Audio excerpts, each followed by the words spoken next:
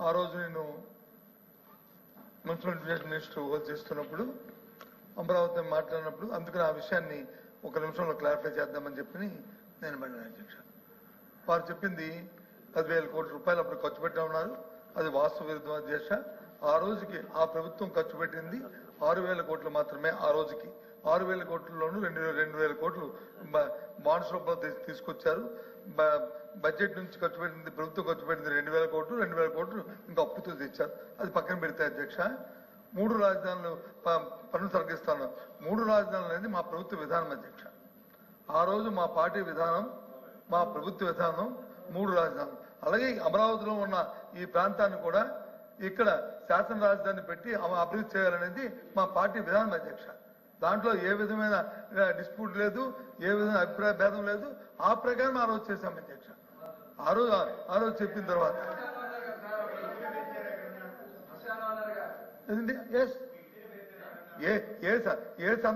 ఏ సందర్భంలో అన్నామని చెప్తాను అధ్యక్ష.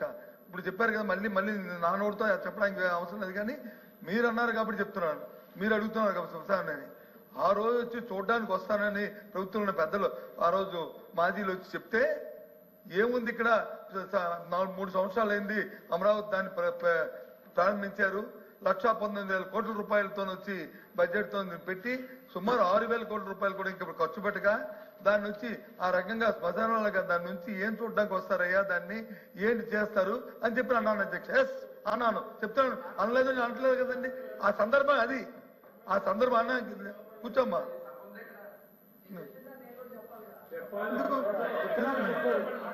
మీరు చెప్పింది మీరు నా పేరు ఎత్తపోతే నేను చెప్పేవాడిని కాదు. నేను అసలు కూర్చొని నాకు సంబంధం లేని విషయం నేను ఎందుకు చెప్తాను? మీ ఇష్టం, మీరేం మాట్లాడుకున్నా మీ ఎల్ఓపీ గారికి ఇది సారీ మీ చీఫ్ విప్ గారికి మీకు ఉన్న హక్కుతో మీరు మాట్లాడతారు. అదే అధ్యక్ష. కాబట్టి దయచేసి ఆ రోజు సందర్భం ఏంటంటే, ఆ రోజు అప్పుడున్న సందర్భంలోనూ యుద్ధాంశం అని చెప్పారు.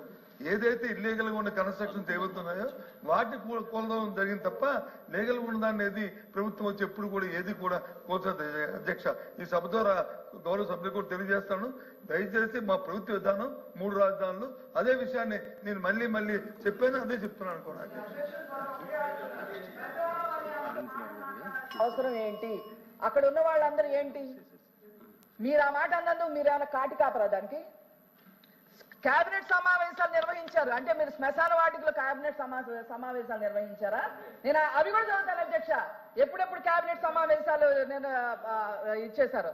10/6/2019, 19/7/2019, 3/9/2019, 16/10/2019 కేబినెట్ సమావేశాలు నిర్వహించుకొని ఆ అసెంబ్లీ అక్కడనే ఉంది, సెక్రటేరియట్ అక్కడే ఉంది. చక్కగా మేము కట్టిస్తే శుభ్రంగా అందులో పరిపాలన చేయాల్సింది పోయి విధ్వంసం చేశారు అందులో కూర్చొని. పైగా మేము శ్మశానం అని దాంతో పోల్చారు. మీరు శ్మశానం దాంతో పోల్చి 5 ఏళ్ళు అక్కడనే కూర్చున్నారు మీరు. విషయం ఏంటంటే, మీరు పెట్టిన ప్రతి బిల్డింగ్ కూడా అది తాత్కాలికమని చెప్పిన మాట మర్చిపోయినట్టుకున్నారు. తాత్కాలికంగా ఒక అద్దెలు తీసుకుని లేకపోతే ఒక టెంపరీ కన్స్ట్రక్షన్ వేసి అందులో చేసుకుని ఆ కార్యక్రమాలు వచ్చి పెద్దగా గొప్పగా చెప్పుకుంటారు అధ్యక్ష. అది అదే ఏ రకంగా అధ్యక్ష? ఈ రోజు ఇక్కడ ఉన్న ఇక్కడ హౌస్ ఇది పర్మనెంట్ కాదు కదా అధ్యక్ష? మీ ఉద్దేశంలోను ఇది టెంపరీ కదా అధ్యక్ష? ఈ టెంపరీ దానికి ఎంత ఖర్చు పెట్టారు అధ్యక్ష? స్క్వేర్ ఫుట్ గా ఆ రోజు 10,500 రూపాయలు ఖర్చు పెట్టాం అధ్యక్ష. 10,500 రూపాయలు ఆ రోజు ఖర్చు అయింది. మీ లెక్కల్లో చూసుకోండి, మీ దగ్గర రికార్డు. నేను ఏం చెప్తే మా అబద్ధం కాదు. అయినప్పుడు కూడా దాని గురించి మాట్లాడలే, నేను దాని గురించి మాట్లాడలే. మీరు స్పష్టమైన మాటకి నేను చెప్పాను. ఏది ఆ రోజున్న సందర్భం ఏంటంటే, మీరు వచ్చి చూడడానికి వస్తుంటే ఏం చూస్తారా, ఇక్కడ ఏం లేదు, ఇక అధికారం ఉన్నప్పుడు వచ్చి కట్టలేదు, 3 సంవత్సరాలు వృధా చేశారు, 6,000 కోట్లు మాత్రమే ఖర్చు పెట్టారు 1,19,000 కోట్లకిను. కాబట్టి ఈ సందర్భంలో ఏం చేస్తారని అనే మాట మాత్రం చెప్పిన మాట వాస్తవం. దానికి ఇప్పటికే కట్టుబడి ఉన్నాను. నేను కట్టుబడి లేదే, నేను కాదనలేదు, నేను అనలేదు, నేను తప్పు చెప్తాను నేను అనలేదే, అదే చెప్పాను నేను. మంత్రి గారు. అధ్యక్ష, అందరిలో కొద్ది సీనియర్ సభ్యులు చాలాసార్లు మంత్రులు చేశారు, కొద్దిగా అనుభవం ఉన్న వ్యక్తి. మేము అనేమంటామంటే ఇప్పుడు కూడా అంటే ఎలా తప్పు చెప్పాలనేది వాళ్ళు ఆలోచన చేసి తప్పులు చెప్పడం వాళ్ళ అలవాటు. ఎప్పుడు కూడా అధ్యక్ష ఇది తాత్కాలికమైనటువంటి శాసనసభ కానీ శాసన మండలి కానీ సెక్రటేరియట్ని కానీ ఎప్పుడు మేము అనలేదు అధ్యక్ష.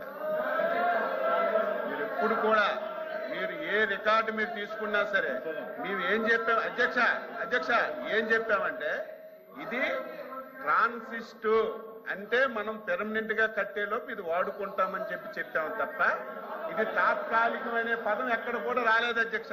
నెంబర్ 1 అధ్యక్ష.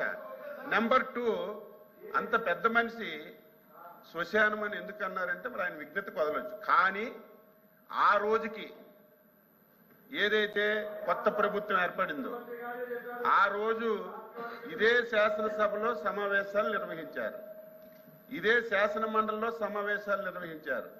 మేము కట్టినటువంటి సచివాలయంలోనే కేబినెట్ సమావేశాలు పెట్టి పరిపాలన చేశారు. మరి ఇన్ని జరిగిన తర్వాత అటువంటి వ్యక్తి ఆ మాట అనడం తప్పని చెప్పాం అధ్యక్ష. రెండవది, ఆ రోజు నేను కూడా శాసనసభలో ఉన్నాను. గౌరవ ప్రతిపక్ష నాయకులు గారు ఆ రోజు మున్సిపల్ అడ్మినిస్ట్రేషన్ మినిస్టర్గా ఉన్నారు. ఇది డే 1 నుంచి చంద్రబాబు నాయుడు గారు ఒక సామాజిక వర్గం గురించి ఇక్కడ సచివాలయం, ఇక్కడ అమరావతికి రాజధాని ఏర్పాటు చేశారు. రాష్ట్రంలో వచ్చిన డబ్బంతా ఇక్కడే ఖర్చు పెట్టేస్తున్నారు, రాష్ట్రంలో ఎక్కడ కూడా అభివృద్ధి జరగడం లేదని ప్రతి ఒక్కరు అదే మాట్లాడారు అధ్యక్ష. మేము ఆ రోజు ఈ ప్రాంతాన్ని ఎంపిక చేసేటప్పుడు అన్ని ప్రాంతాలకి సమానమైనటువంటి దూరం, ఇది ఒక నూతన విధానంతో విన్ విన్ సిచ్యువేషన్తో ముందుకెళ్తున్నాం, రైతులందరూ అంగీకరించారు, ఈ విధానంతో మేము చేస్తున్నామని చెప్పి శాసనసభలో నేనున్నాను అధ్యక్ష. ఆ రోజు అపోజిషన్ లీడర్గా ఉన్నటువంటి వ్యక్తి నాకు ఎటువంటి అభ్యంతరం లేదు, ఇప్పుడున్న భూమి సరిపోదు, ఇంకొద్దిగా గ్యాదర్ చేస్తే మనకి సచివాలయానికి చాలా బాగా వస్తుందని చెప్పి నేనేదో అబద్ధం చెప్పడం కాదు అధ్యక్ష. ఇప్పుడు కావాలంటే స్పీచ్లు ఉంటాయి. అటువంటి వాళ్ళు అధికారంలోకి వచ్చిన తర్వాత ఈ రకంగా 3 రాజధానులు అని చెప్పి 5 సంవత్సరాలు ఎంత బాధ అంటే అధ్యక్ష, ఈరోజు సచివాలయం భవనం, హైకోర్టు ఆ రోజు ఏవైతే మనం ఫౌండేషన్స్ వేసాం అధ్యక్ష, 5 సంవత్సరాలు నీటిలో ములగబెట్టారు అధ్యక్ష. 5 సంవత్సరాలు 8 మాసాల నుంచి ఆ నీరు తొండుతుంటే ఇప్పుడు కూడా రావడం లేదు అధ్యక్ష. ఇవన్నీ మీరు తెలియచేశారా, తెలియక చేశారా? ఒక వ్యక్తి కావాలని చేసినప్పుడు మీలాంటి సీనియర్సేనే కనీసం ఎందుకు చెప్పలేదని మేము బాధపడుతుంటే ఇంకా దాన్ని సమర్థించారు. మాట్లాడితే అధ్యక్ష, మాట్లాడితే మా బొత్స సత్యనారాయణ గారు గౌరవనీయులు, ఇది మీరు 10,500 ఎస్ఎఫ్టీ పెట్టి కట్టేశారు, ప్రజాధనాన్ని వృధా చేశారని చెప్పి మాట్లాడుతున్నారు అధ్యక్ష. విశాఖపట్నం అధ్యక్ష, ఋషికొండ ప్రకృతి వచ్చినటువంటి సంపద. ఋషికొండ కనీసం ఆ ప్రాంత వ్యక్తి సీనియర్ ఎంత తప్పు జరిగిందో అంత తప్పు జరిగింది, దాని గురించి డిస్కషన్కి వెళ్ళక్కర్లేదు. ఈ రోజు నేను అడుగుతున్నాను అధ్యక్ష, ఈ రోజు కొత్త ప్రాంతం ఫైల్ టెస్టింగ్లు అన్ని చేసిన తర్వాత కాంక్రీట్ అది బాగా వేసి ఆ రేటుకి ఇస్తే ఋషికొండ కొండ మీద కట్టింది ఎస్ఎఫ్టీ 26,000 అధ్యక్ష. 26,000 అధ్యక్ష. కమోటీ లక్షల కోట్ల రూపాయలు, లైట్లు లక్షల కోట్ల రూపాయలు. ఈ రోజు ఏమైంది? అది దేనికైనా ఉపయోగిస్తున్నారా?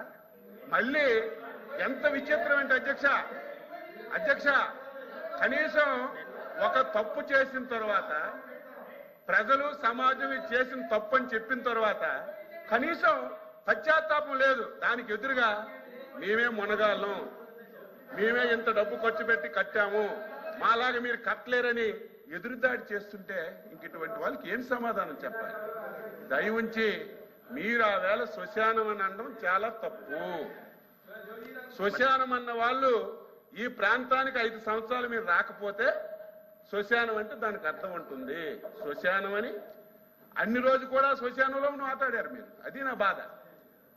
కాబట్టి మనం మాట్లాడేటప్పుడు ఇప్పుడు కూడా రైతులకి ఏదో ముష్టంటే తప్పని చెప్పాను నేను. అలాగ మాట్లాడకూడదమ్మా, తప్పది, గౌరవించాలని చెప్పాను. ఎవరివైనా సరే కొంచెం మనకు అనుభవం ఉన్నప్పుడు, తెలిసినప్పుడు మాట దొరుకుతుంది. నేనంత స్పీడ్గా మాట్లాడేటప్పుడు ఒక మాట తప్పు మాట్లాడవచ్చు, మళ్ళీ తెలుసుకొని మనం సరి చేసుకోవాలి. కొత్త వాళ్ళకి తెలియకపోవచ్చు, మీరు సీనియర్. నా బాధ అంతా ఏంటంటే ఆయనకి తెలియకపోయినా 5 సంవత్సరాలు ఈ రాష్ట్రాన్ని కళ్ళ ముందు చాలా తప్పులు మీకు కూడా తెలుసు, ఆయన ఆబ్సెన్స్ లో మీరు కూడా మాట్లాడుకున్నారు. కానీ ఒక్కరు కూడా చెప్పకపోవడం వల్ల 5 సంవత్సరాలు ఈ రాష్ట్రం ఎంత దారుణంగా నష్టపోయింది. ఈరోజు బడ్జెట్ గురించి మాట్లాడుతున్నారు. నిన్న మొన్న ఒక శాసనసభ్యుడు అధ్యక్ష ఇరిగేషన్ ప్రాజెక్టు గురించి మాట్లాడి, అంటే నోరుందని మాట్లాడి ఏదో సోషల్ మీడియాలో పెట్టి ఒక టీవీ పత్రిక ఉందని చెప్పి దాని మీద మీరు స్క్రోల్ చేస్తే మనం మాట్లాడిన మాటలకు అర్థం ఉండాలి. ఒక శాసనసభ్యుడు అధ్యక్ష ప్రకాశం జిల్లా